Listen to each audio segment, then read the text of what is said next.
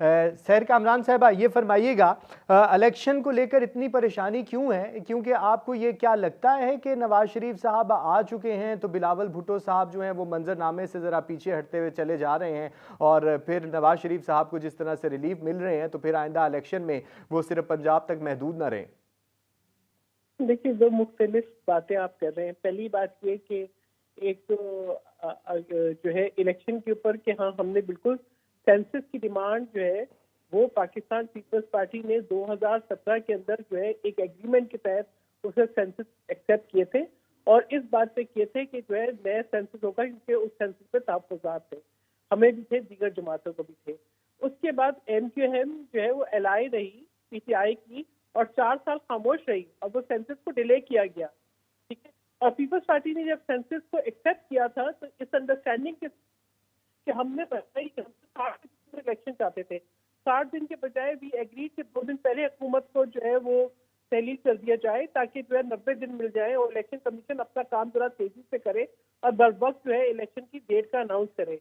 और हम election commission से मुसलसल तारीख मांग रहे हैं, लेकिन हमने देखा कि इलेक्शन कमीशन हमें काफी रिलैक्स मोड में नजर आया, और वो जो है उस हफ्ते में 2-2, 3-3 दिन के बाद सबसे मीटिंग्स की, बड़ा रिलैक्स सा शेड्यूल किया अनाउंस। और अब भी हम कह रहे हैं कि जी आप जो है वो अनाउंस करें, डेट अनाउंस नहीं हो रही। बाकी मियां मोहम्मद नवाज शरीफ साहब, हम यही कह रहे हैं ना कि वो अपने लिए साजगार हालात का इंतजार कर रहे हैं, कि उनके लिए जब साजगार हो जाएंगे तो फिर पाकिस्तान के आइन की और पाकिस्तान के इलेक्शन की और पाकिस्तान की बात आएगी। इस पर हमें तहफ्फुज़ात हैं। बाकी बिलावल भुट्टो जरदारी आज एक हकीकत है, वो एक यंग लीडर है, एक डायनेमिक लीडर है, जिन्होंने इस PDM की जो ये गवर्नमेंट थी उससे हम कोलिजन में थे, लेकिन आप ये देखें कि जो वजारत पाकिस्तान पीपल्स पार्टी के पास थी, चाहे वो क्लाइमेट चेंज की थी, चाहे वो वजारत खारजा थी, चाहे वो बेनजीर इनकम सपोर्ट प्रोग्राम था, चाहे वो हेल्थ था, उसकी परफॉर्मेंस भी आप देखें। बदतरीन बारिश और सैलाब के बावजूद पीपल्स पार्टी ने जिस तरीके से सूबे के अंदर आवाम को न सिर्फ रिलीफ पहुंचाया, बल्कि जिनके घर तबाह हो गए थे उनको न सिर्फ घर बना के दिए, जमीन की मिल्कियत दी। तो पीपल्स पार्टी को बहुत कॉन्फिडेंस है अपनी परफॉर्मेंस में। पीपल्स पार्टी इसीलिए बार बार इलेक्शन की बात कर रही है। आज पाकिस्तान में अगर आप एक यंग डायनेमिक लीडर को देखें जो कि असूलों की सियासत कर रहा है, जो कि वो उस लेगेसी को आगे लेके चल रहा है जिसके ऊपर बिलीव पाकिस्तान के अवाम का, पाकिस्तान के वर्कर्स का, पाकिस्तान के मजदूरों का, पाकिस्तान के किसानों का है, तो बिलावल भुट्टो जरदारी है।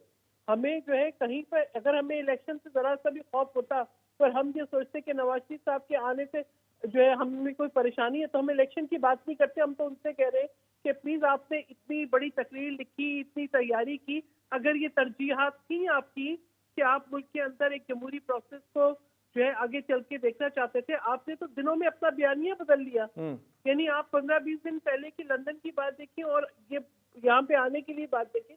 नहीं हमें नहीं, उन समझौतों पे तहफ्फुज़ात हैं। शहर हमें उन कामरान साहबा, वो तो समझौतों कह पे, रहे हैं ना, राना एहसान साहब कह रहे हैं आइंदा आने वाले दिनों में वो इस तरह के बहुत से ऐलानात करेंगे। देखिए वो यही तारीफ है कि उनकी मर्जी से जो है वो इलेक्शन होंगे।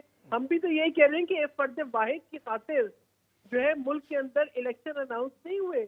हम भी तो यही कह रहे हैं कि जब उनको कंपेटिबल लगे। आज आप मुझे बताएं इंसाफ से, आप मुल्क के कानून को सामने रखें, क्या निगरान कबीना किसी की सजा मुअत्तल कर सकती है?